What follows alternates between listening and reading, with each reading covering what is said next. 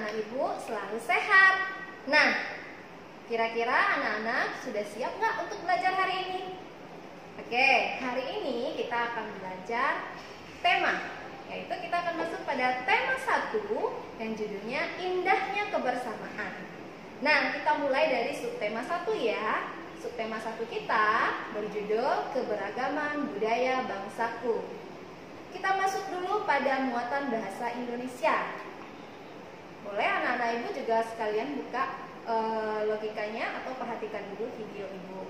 Nah, kita mulai pada pembahasan tentang gagasan pokok dan pendukung. Tentu sebelumnya anak-anak pernah belajar gagasan pokok dan pendukung di kelas 3 kan? Nah, gagasan pokok dan pendukung kita temukan dalam sebuah paragraf. Nah, apa itu paragraf?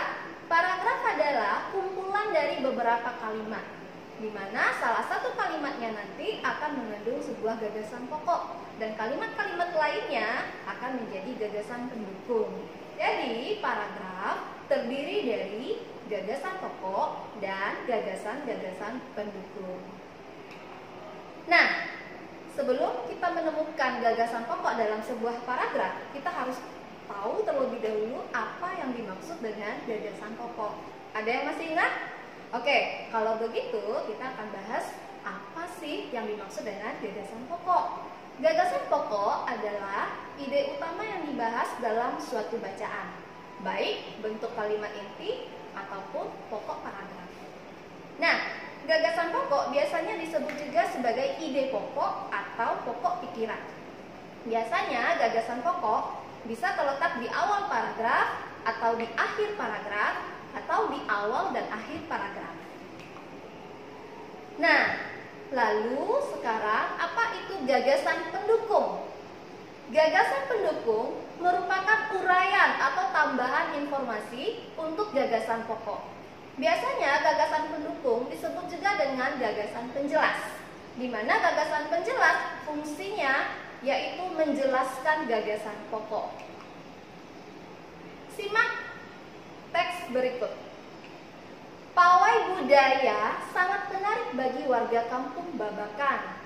Pawai ini selalu menampilkan keragaman budaya Indonesia. Udin dan teman-teman tidak pernah bosan menanti rombongan pawai lewat. Tahun ini mereka datang ke alun-alun untuk melihat pawai tersebut. Kakek Udin pun terlihat sabar menanti. Terdengar suara gendang yang menandakan rombongan pawai semakin dekat. Nah, dari paragraf tersebut, bagaimanakah cara kita menentukan atau mencari gagasan pokoknya? Nah, simak langkah berikut ya. Untuk menemukan gagasan pokok, yang harus kita lakukan pertama kali adalah menemukan kalimat utamanya. Nah, apa itu kalimat utama? Kalimat utama adalah kalimat yang terdapat dalam sebuah paragraf, di mana di dalam kalimat utama itu mengandung gagasan pokok. Nah, dari paragraf yang ibu bacakan tadi, yang manakah kira-kira kalimat utamanya? Simak uraian berikut. Pawai budaya sangat menarik bagi warga kampung Babakan. Itulah kalimat utama dalam paragraf tersebut. Nah, dari kalimat utama yang ibu sampaikan tadi, kira-kira yang manakah yang akan kita ambil menjadi gagasan pokoknya? Oke, ternyata gagasan pokoknya adalah pawai budaya di kampung Babakan. Lalu, dari paragraf tersebut, masih paragraf yang sama, yang manakah menjadi gagasan pendukung? Setelah tadi kita menemukan gagasan pokok, sekarang tentu anak-anak akan bertanya, kira-kira gagasan pendukungnya itu yang mana ya? Nah, perhatikan uraian berikut. Gagasan pendukung yaitu seluruh kalimat selain kalimat utama yang ada pada paragraf tersebut. Jadi, karena tadi kita sudah mengambil kalimat utamanya, artinya kalimat-kalimat selain dari kalimat utama tersebut menjadi gagasan pendukung. Perhatikan uraiannya. Gagasan pendukung kita yang pertama, pawai ini selalu menampilkan keragaman budaya Indonesia. Udin dan teman-teman tidak pernah menanti rombongan pawai lewat. Tahun ini mereka datang ke alun-alun untuk melihat pawai tersebut. Kakek Udin pun terlihat sabar menanti. Terdengar suara gendang yang menandakan rombongan pawai semakin dekat. Nah, itulah kalimat-kalimat yang menjadi gagasan pendukung pada contoh paragraf kita. Kira-kira anak-anak ibu paham nggak ya? Mudah-mudahan anak-anak paham. Kita lanjut pada muatan PKN, masih di subtema 1. Pada muatan PKN kali ini kita akan membahas tentang rasa persatuan dan kesatuan dalam keberagaman. Nah, terlebih dahulu ibu minta anak-anak simak penggalan cerita berikut ini. Pak Sami, Pak Encep, Pak Made, Pak Udin, dan Pak Nur tinggal di kampung Babakan. Mereka berasal dari suku yang berbeda-beda. Mereka juga mempunyai kesukaan makanan yang berbeda-beda pula. Makanan kesukaan mereka adalah makanan khas daerah masing-masing. Dalam kehidupan sehari-hari, mereka menggunakan bahasa Indonesia untuk berinteraksi satu sama lainnya, meskipun masih sangat terpengaruh dengan logat bahasa daerah mereka. Nah, dari penggalan cerita tersebut dapat kita tarik kesimpulan, walaupun kita berbeda, beda daerah asal, beda suku, beda agama, beda kesukaan, tetapi itu tidak membuat kita menjadi semakin terpisah atau tidak mau bergaul dan berteman dengan teman yang berbeda. Karena perbedaan itu merupakan suatu anugerah yang harus kita syukuri. Makanya perbedaan itu bisa kita sikapi dengan cara menghargai dan menghormati segala perbedaan yang ada di lingkungan kita, sehingga kita bisa tetap hidup rukun, damai, dan selalu bersatu. Perhatikan contoh kegiatan yang dapat mempererat persatuan dan kesatuan berikut. Kegiatan yang dapat mempererat persatuan kesatuan salah satunya adalah kerjasama atau gotong royong. Nah, anak-anak ibu perhatikan gambarnya.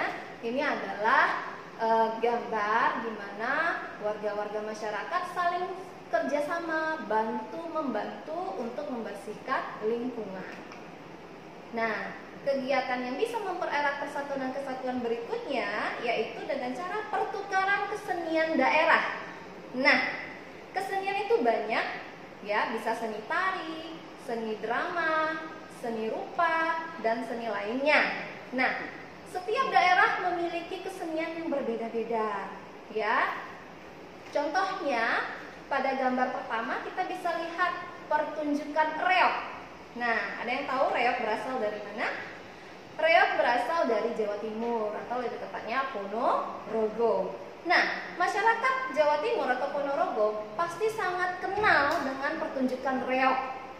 Tapi bukan berarti hanya masyarakat Ponorogo saja yang bisa mengenal dan menonton pertunjukan ini. Masyarakat dari luar Ponorogo juga bisa mengenal, menikmati pertunjukan reog. Begitu juga dengan pertunjukan yang kedua, yaitu pertunjukan ondel-ondel. Seperti kita tahu, ondel-ondel itu berasal dari Jakarta. Dan tidak hanya masyarakat Jakarta saja yang bisa menikmati pertunjukan ondel-ondel. Pertunjukan ondel-ondel juga bisa dipentaskan atau ditunjukkan di daerah lain, sehingga kita dapat saling mengenal budaya kesenian daerah lain. Nah, kegiatan yang bisa mempererat persatuan dan kesatuan berikutnya bisa juga dengan mengadakan festival makanan tradisional. Contohnya, festival kuliner tradisional dan pameran makanan tradisional. Kira-kira anak-anak ibu pernah berkunjung nggak ya? Seperti kegiatan berikut. Nah, kegiatan ini bisa membuat pengetahuan kita bertambah. Karena dalam kegiatan ini, seluruh peserta menampilkan atau menyuguhkan makanan-makanan khas daerah mereka masing-masing. Sehingga yang tadinya belum tahu makanan daerah mana apa atau makanan daerah lainnya apa, kita jadi tahu. Dan kita akan memahami apa sih sebenarnya yang dimaksud dengan persatuan dan kesatuan. Persatuan dan kesatuan berasal dari kata satu yang artinya tidak bercerai-berai atau utuh. Sama seperti pepatah kita yang berbunyi, bersatu kita teguh, bercerai kita runtuh. Lalu, persatuan juga bisa diartikan sebagai kumpulan bagian-bagian yang disatukan. Berikut contoh sikap menjaga persatuan dan kesatuan. Nah, sikap menjaga persatuan dan kesatuan ini bisa kita lakukan dalam 3 lingkungan. Yang pertama, lingkungan keluarga. Contohnya, sesama anggota keluarga bisa saling membantu tolong-menolong dalam melakukan kegiatan-kegiatan atau tugas-tugas di rumah. Nah, sesama anggota keluarga pastinya juga memiliki rasa saling menyayangi. Lalu kita lihat juga contoh sikap persatuan dan kesatuan di lingkungan masyarakat. Nah, seperti biasa di lingkungan masyarakat sering sekali diadakan kegiatan-kegiatan yang mencerminkan persatuan dan kesatuan. Salah satunya yaitu dengan mengadakan gotong royong atau kerja bakti. Dan bisa juga kegiatan yang sering kita lihat di lingkungan masyarakat seperti membangun tempat-tempat beribadah. Lanjut.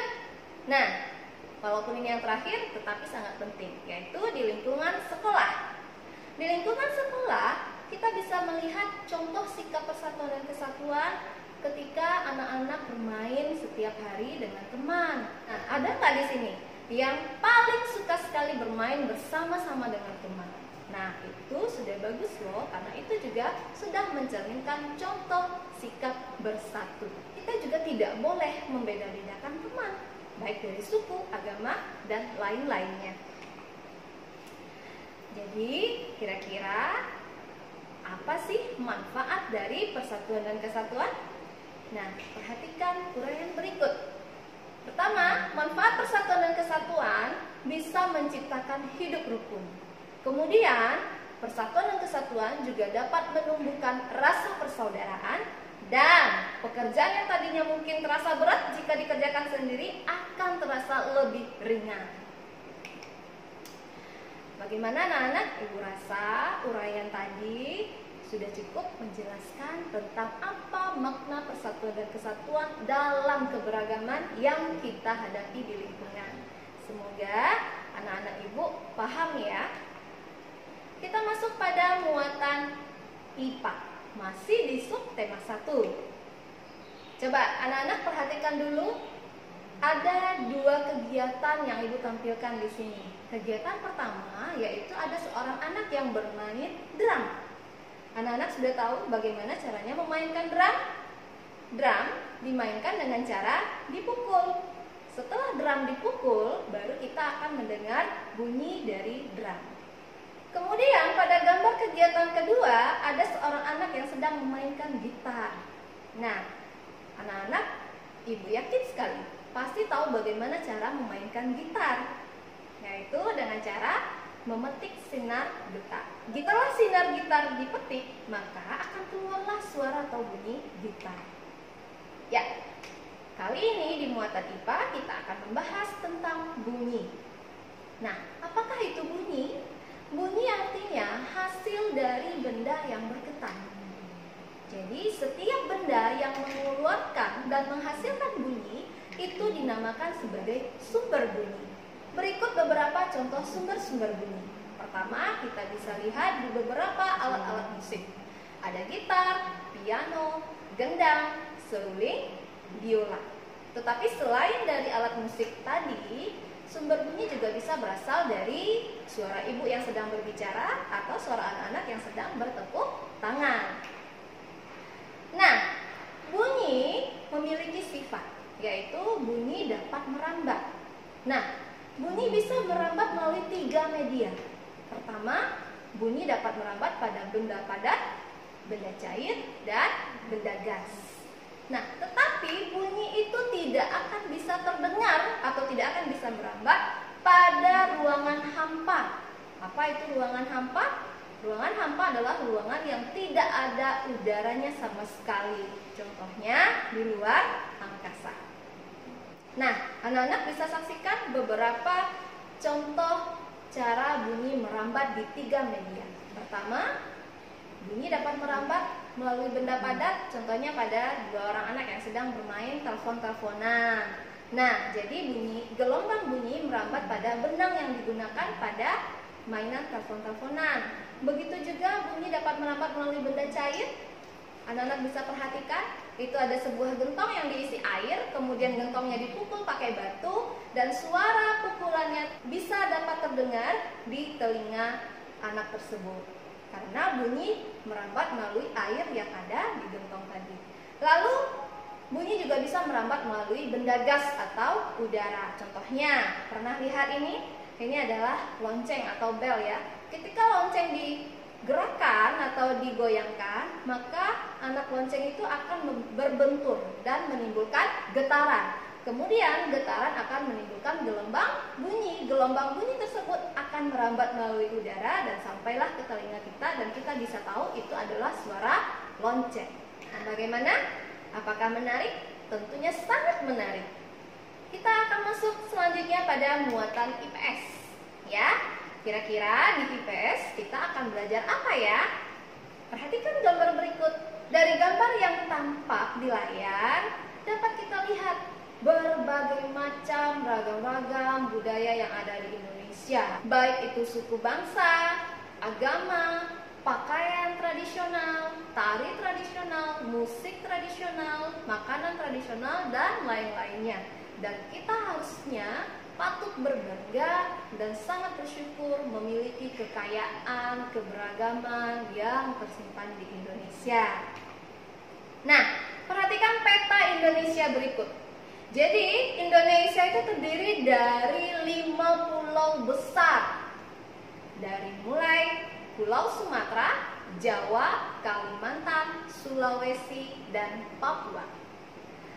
Belum lagi termasuk dengan pulau-pulau kecil yang jumlahnya ribuan di wilayah Indonesia. Semua itu tergabung dalam sebuah negara kesatuan, yaitu kita kenal dengan nama Negara Kesatuan Republik Indonesia, atau biasanya disingkat dengan NKRI. Oke, kita masuk pada pulau yang pertama, yaitu Pulau Sumatera. Lebih tepatnya lagi di Provinsi Sumatera Barat. Di Provinsi Sumatera Barat banyak sekali terdapat suku bangsa Minang. Nah, untuk anak-anak ibu ketahui, ibu juga memiliki suku Minang. Biasanya suku Minang dikenal juga dengan sebutan orang Padang atau orang awak. Nah, keberagaman lain yang dimiliki dari Sumatera Barat adalah alat musik tradisionalnya. Banyak sekali contoh alat musiknya, tapi salah satunya kita bisa lihat di sini adalah saluang. Saluang dimainkan dengan cara ditiup, hampir sama seperti seruling ya. Nah, kita juga bisa lihat keberagaman lainnya, yaitu seperti tarian tradisional yang berasal dari Sumatera Barat. Nah, tarian berikut merupakan tari piring. Nah, tari piring itu mengekspresikan rasa syukur masyarakat Minang ketika setelah memanen hasil taninya. Oke, kita beralih pada Pulau Jawa. Nah, pulau terpadat di Indonesia, tepatnya di Jawa Barat. Nah, di Jawa Barat banyak sekali terdapat suku Sunda. Alat musik tradisional dari Jawa Barat juga sangat beraneka ragam. Beberapa di antaranya adalah gendang atau yang biasa disebut kendang, kemudian juga ada kecapi, dan juga ada angklung. Ibu yakin anak-anak sudah tahu bagaimana cara memainkannya. Gendang dimainkan dengan cara dipukul, kecapi dimainkan dengan cara dipetik, lalu angklung dimainkan dengan cara digoyangkan. Jawa Barat memiliki banyak sekali jenis tarian tradisional. Salah satunya kita bisa lihat pada gambar berikut. Ada yang sudah tahu? Ini adalah tari merak. Tari merak mengekspresikan atau menceritakan bagaimana kehidupan burung merak. Nah, dari kostum yang digunakan penari-penari dalam tari merak memiliki warna yang cantik-cantik dengan motif seperti burung merak. Bagaimana? Menarik kan? Nah, kira-kira anak ibu sudah tambah nggak ya pengetahuannya tentang keberagaman bangsa Indonesia? Harusnya kita bangga menjadi anak Indonesia. Kita lanjut pada materi yang terakhir, yaitu materi SBDP. Anak-anak tahu nggak ya apa kepanjangan SBDP? Ya, SBDP adalah seni budaya dan prakarya. Nah, pada materi ini kita akan membahas tentang dasar-dasar gerak tari daerah. Seperti yang kita tahu, Indonesia memiliki banyak sekali macam-macam tari daerah. Ini hanya beberapa saja. Contohnya ada tari Sajojo. Ada yang sudah tahu tari Sajojo berasal dari Papua. Nah, tarian Sajojo ini biasanya menggunakan properti alat musik daerah Papua, yaitu tifa. Tarian berikutnya yaitu tari zapin. Nah, bagi yang sudah ingat, pasti kalian tahu tari zapin berasal dari daerah Riau. Ya, daerah kita sendiri. Pada bahasan SBDP subtema 1, kita akan khusus mempelajari gerak-gerak dasar tari Bungong Jumpa. Ada yang sudah pernah dengar tari Bungong Jumpa? Nah, tari Bungong Jumpa kira-kira berasal dari mana ya? Oke, tepat sekali. Tari Bungong Jumpa berasal dari daerah Aceh.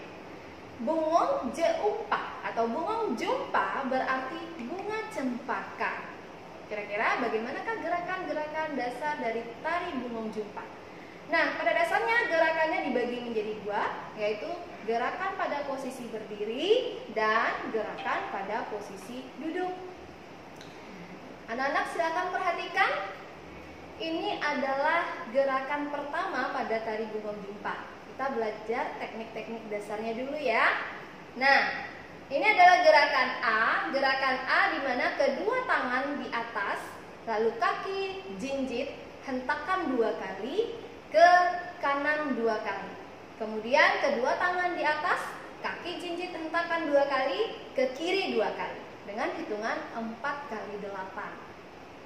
Silakan saksikan cuplikan gerak dasarnya. Nah, anak-anak, Ibu akan contohkan gerakan tari Bungong Jumpa, yaitu gerakan A. Perhatikan ya. 1, 2, 3, 4, 5, 6, 7, 8. Kita masuk pada gerakan B, yaitu menghadap serong ke kanan. Lalu kedua jari rapat ditarik ke atas, kemudian kaki kanan ke depan. Lalu tangan ditarik ke bawah, kaki kanan mundur dan menghadap serong ke kiri. Kedua jari rapat ditarik ke atas, kaki kiri ke depan dan bergantian kanan kiri sebanyak 2 kali. Hitungannya 2 kali 8. Kita lanjut gerakan C, yaitu menghadap serong ke kanan, kemudian kedua jari rapat ditarik ke atas, lalu kaki kanan ke depan. Kemudian tangan ditarik ke bawah, kanan mundur dan menghadap serong ke kiri. Kedua jari rapat ditarik ke atas, kaki kiri ke depan, bergantian kanan kiri sebanyak 2 kali dengan hitungan 2 kali 8. Silakan simak cuplikannya. Kita akan masuk gerakan B dan C. Gerakannya hampir sama, makanya kita gabung. Perhatikan Ibu ya dan ikuti. 1, 2, 3, 4, 5, 6, 7, 8. 1, 2, 3, 4, 5, 6, 7, 8. Gerakan D, kedua telapak tangan beradu. Dibalik kanan dan kaki bergantian. Kaki jalan di tempat sambil diayun dengan hitungan 4 kali 8. Simak cuplikannya. Sekarang gerakan D. Perhatikan. 1, 2, 3, 4, 5, 6, 7, 8. Lanjut kita ke gerakan E. Kedua tangan memegang bahu. Seperti pada gambar, anak-anak bisa perhatikan. Lalu ditarik ke depan. Tangan lurus, jari tangan berdiri. Kemudian kaki maju ke depan bergantian kanan dan kiri dengan hitungan 2 kali 8. Silakan saksikan cuplikannya. Sekarang kita masuk gerakan E. Perhatikan. 1, 2, 3, 4, 5, 6, 7, 8. Gerakan berikutnya yaitu gerakan F. Di mana gerakan F sampai selanjutnya itu adalah gerakan pada posisi duduk. Nah, perhatikan caranya dengan meletakkan tangan kanan di bahu dan tangan kiri di paha, ditepuk 2 kali secara bersamaan, lakukan secara bergantian kanan dan kiri dengan hitungan 4 kali 8. Berikut cuplikannya. Kita lanjut pada gerakan selanjutnya, yaitu gerakan F, yaitu posisi duduk. Perhatikan ya. Gerakannya kita mulai. 1, 2, 3, 4, 5, 6, 7, 8. Kita masuk ke gerakan G, masih pada posisi duduk. Nah, di gerakan G, tangan kanan berdiri dan tangan kiri memegang siku. Tangan kiri berdiri dan tangan kanan memegang siku, kemudian tepuk 2 kali, dilakukan bergantian dengan hitungannya 2 kali 8. Silahkan disaksikan cuplikannya. Selanjutnya kita masuk ke gerakan G, masih posisi duduk. Kita mulai. 1, 2, 3, 4, 5, 6, 7, 8. 1, 2, 3, 4, 5, 6, 7, 8. Gerakan H, kedua tangan tepuk lurus ke depan, kemudian tepuk ke tengah, tepuk ke atas, tepuk ke tengah. Ketika tepuk atas, badan diangkat dengan hitungan 4 kali 8. Kita masuk pada gerakan H. Gerakan H dimulai dengan tepukan ke depan, ke tengah, ke atas, ke depan, ke tengah, ke atas. Kita mulai ya. 1, 2, 3, 4, 5, 6, 7, 8. 1, 2, 3, 4, 5, 6, 7, 8. Gerakan yang terakhir yaitu gerakan I, yaitu dengan cara kedua tangan memegang lantai, serong ke kanan dan ke kiri, ditarik ke atas tangan lurus, serong ke kanan dan ke kiri bergantian dengan hitungan 2 kali 8. Kita sampai pada gerakan yang terakhir. Kita mulai ya. 1, 2, 3, 4, 5, 6, 7, 8. Nah, anak-anak, jangan lupa ya, gerakan-gerakan tadi diikuti dan dipraktekkan di rumah. Semoga anak-anak ibu dapat memahami semua materi kita subtema 1 hari ini. Selamat belajar ya, dan jangan lupa semangatnya harus 1000%. Sampai jumpa di video ibu selanjutnya. Terima kasih.